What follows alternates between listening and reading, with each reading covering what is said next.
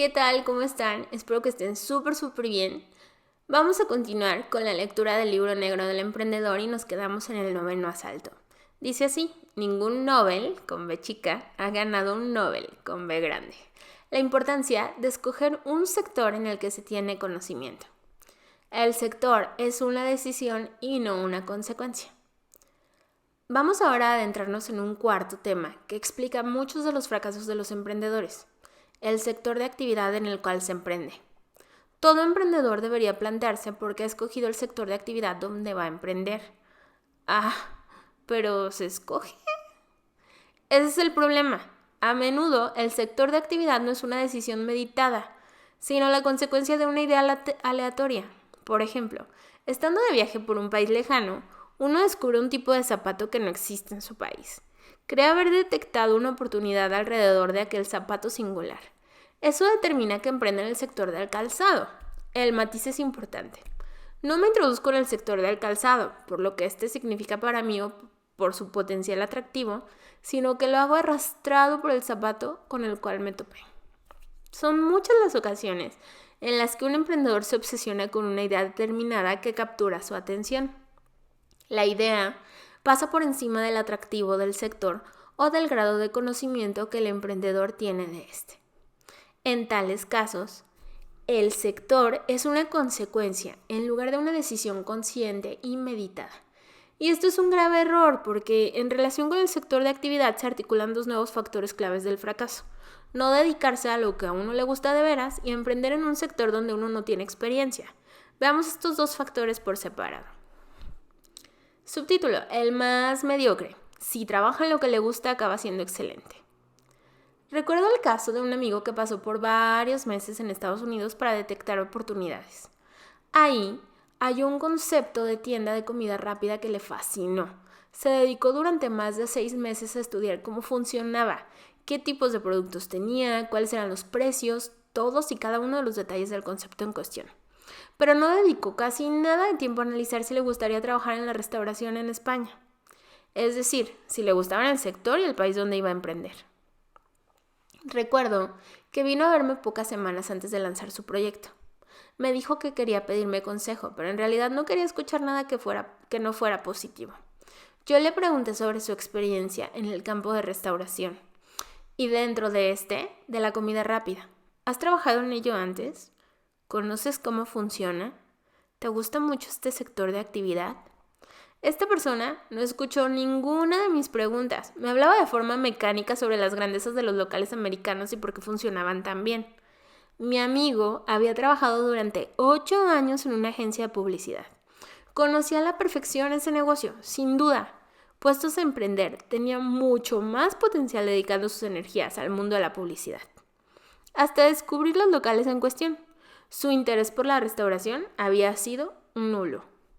Me reconoció que el negocio de fast food no le atraía especialmente, que lo que le gustaba y muchísimo eran los locales estadounidenses que había estudiado con tanto detenimiento. Le dije que no lo veía claro. Además, hacía falta muchísima inversión, pues para que los números salieran, de entrada tenía que abrir 3 locales en Barcelona, Madrid y Sevilla. Procuré convencerlo de que no lo hiciera. Era obvio que no le gustaba el sector. Estaba deslumbrado por un concepto del extranjero que no necesariamente tenía que funcionar aquí. Intenté persuadirle de que abriera una agencia de publicidad o algo relacionado con los servicios de marketing, área que él conocía bien y donde su capacidad de trabajo e inteligencia sin duda prosperaría. ¿Te has cansado de la publicidad?, le pregunté. Me dijo que no le había dejado de gustar la publicidad, pero que le apetecía mucho más lo del fast food y que quería probar algo distinto.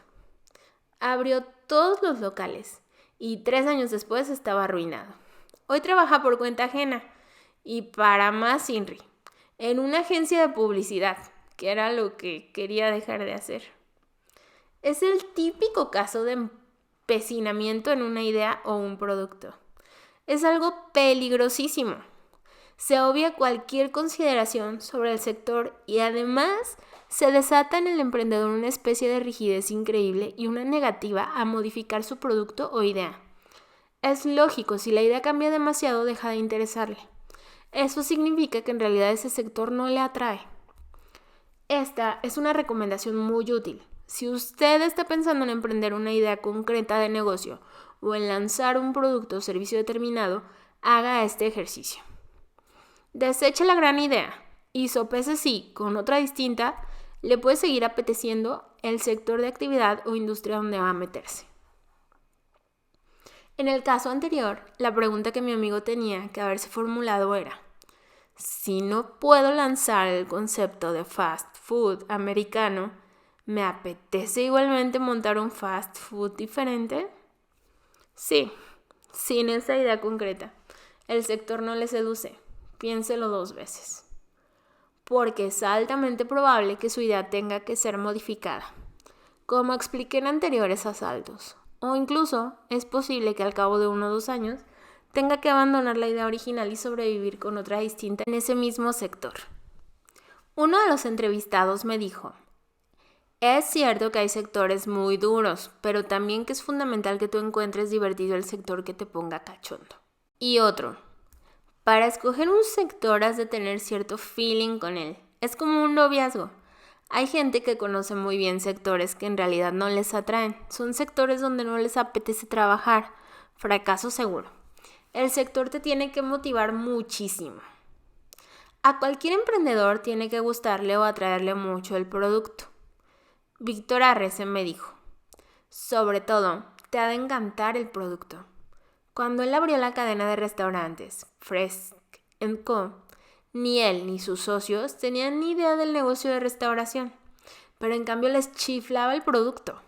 Fijémonos en que es completamente distinto a lo que le sucedió al que abrió la cadena de fast food. En su caso, el sector de la restauración no le atraía, solo se había enamorado de un tipo de locales extranjeros, no del servicio o producto que había detrás. A un loco de las motos puede irle bien montando un concesionario de motocicletas, aunque no haya trabajado nunca en él. Tendrá que aprender muchas cosas en el camino, pero como las motos le encantan, eso será para él una motivación, no un obstáculo que deba superar. En definitiva, un factor clave del fracaso es emprender en un sector que a uno no le atrae especialmente. Subtítulo: ningún Nobel ha ganado un Nobel. Pero como indica el título de este asalto, también puede ser un factor clave el fracaso emprender en un sector que no se conoce bien. Los Nobeles no suelen ganar ningún Nobel. Recuerdo el caso de 2 arquitectos argentinos de unos 50 años que me llamaron porque querían lanzar un concepto de juego de azar mezclado con club de compras que habían visto en Israel. Los visité en su despacho de arquitectura. La idea era original, pero yo solo les hice 2 preguntas. ¿Cómo les va en este despacho de arquitectura? Me respondieron que perfectamente. Y entonces les pregunté: ¿para qué diantres se quieren complicar ustedes la vida a los 50 años si les va tan bien las cosas? ¿Por qué quieren dedicar tiempo a un sector que ni conocen ni necesitan? ¿Acaso van a descuidar su negocio y ponerlo en riesgo para dedicarse a esto? Si están aburridos, hagan un viaje o construyan maquetas, pero esto es una insensatez. Me miraron y no respondieron. La ilusión no se pierde nunca, ni a los 50 años. Eso es bueno, pero para no hacer tonterías.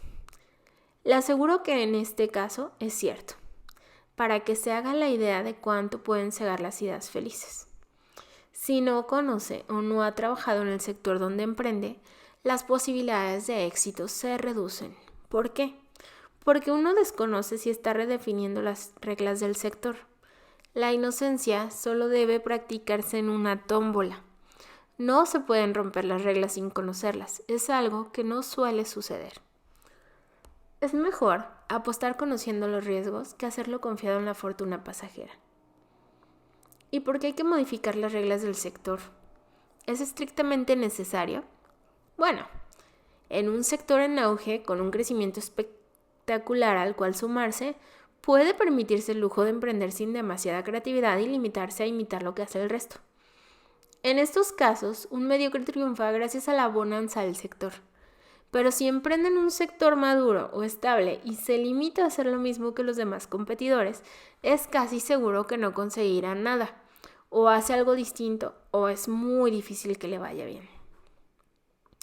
José Aguirre me explicó que la editorial que tuvo que cerrar no funcionó porque lo hizo todo bien. Es decir, hizo lo que había que hacer en una editorial bien gestionada, pero no hizo nada distinto y el sector editorial estaba atravesando una crisis.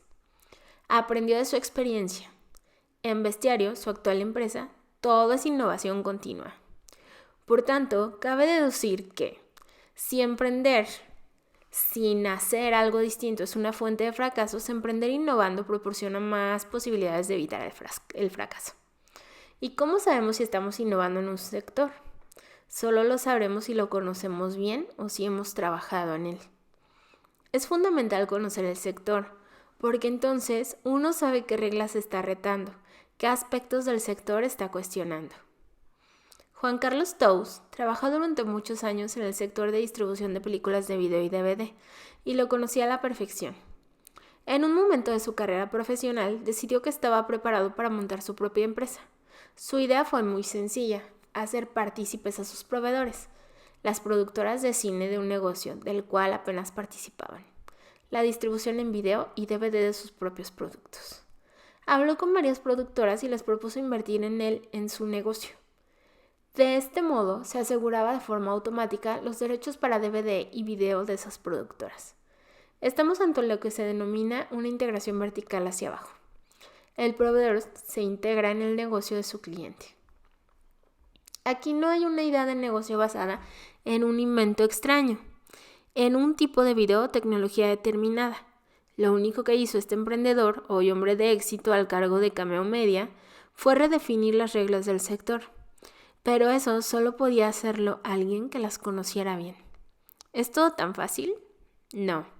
Todo el mundo le decía que lo que planteaba era imposible, que jamás pondría de acuerdo a diferentes productoras que competían entre sí en las carteleras para asociarse aunque fuera en otro negocio distinto. Ese fue el reto. Juan Carlos Tous tiene una increíble capacidad de aunar intereses y plantear acuerdos donde todas las partes ganen. La jugada le salió redonda. Más vale un sector conocido.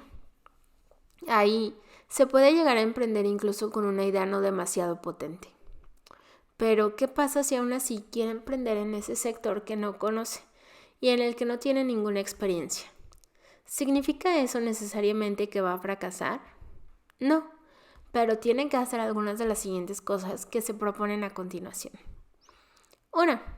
La primera posibilidad es hablar con personas de este sector y explicarles la idea que quiere llevar a cabo. No se preocupen los emprendedores Gollum, que no les van a quitar la idea. Es necesario que comprenda bien cuáles son los motivos por los cuales otros expertos le dicen que eso no va a funcionar. No porque tengan razón, sino porque a través de sus dudas usted podrá identificar y anticiparse a las principales dificultades que hallará cuando emprenda. 2. La segunda posibilidad es trabajar en este sector durante unos meses, mientras planifica su proyecto empresarial. Le dará la sensación de que son unos meses perdidos, pero nada más lejos de la verdad. Esos meses le proporcionarán una perspectiva y una experiencia impagable. Además, sin perder dinero ni correr riesgos, pues lo hará por cuenta ajena y cobrando. Un entrevistado me dijo: se puede emprender perfectamente en un sector que no se conoce, pero hay que darse el tiempo necesario para conocerlo. La tercera posibilidad es la de incluir en su empresa un socio, a pesar de que es mejor no tenerlos, con dilatada experiencia en este sector. Esa persona actuará como una especie de Pepito Grillo, que le advertirá de los peligros o dificultades que su nueva idea va a tener en el sector que él conoce bien. Ese socio le será menos útil al cabo de unos años, pero en los primeros tiempos acortará de forma meteórica la curva de experiencia que usted necesita recorrer por sí mismo y que, en el ínterin, puede provocarle pérdidas y dolores de cabeza. La combinación de alguien del sector con alguien de fuera del sector es enriquecedora. El primero acorta la curva de experiencia y el segundo trae ideas de otros sectores o industrias para romper las reglas y aportar algo innovador. Hablar, observar, viajar, preguntar, mantener una actitud abierta hacia los productos de su sector. Y lo que hacen los competidores son algunas de las cosas que hay que hacer. Su idea o producto dejarán de ser importantes. El verdadero emprendedor no es una persona que implementa una idea, sino alguien que domina y reinventa un sector. Resumen. La elección del sector de actividad en el cual emprenda ha de ser el resultado de una decisión consciente, nunca la consecuencia aleatoria de una idea de negocio. Emprende en sectores que le atraigan mucho en productos que le encanten. Emprende en sectores que conozca. Si no los conoce, dedique tiempo a conocerlos o rodéese de personas de ese sector. Por lo general, para no fracasar, hay que aportar algo nuevo al sector de actividad en el que uno se introduce. Y eso solo puede hacerse sabiendo qué reglas se están rompiendo y no desde el desconocimiento o la ingenuidad. Noveno factor clave del fracaso. Adentrarse en sectores que no nos gustan o se desconocen. Aquí termina el 9º asalto. Espero que les haya sido de utilidad y nos vemos pronto con el 10º asalto. Que tengan todos un excelente día. Bye bye.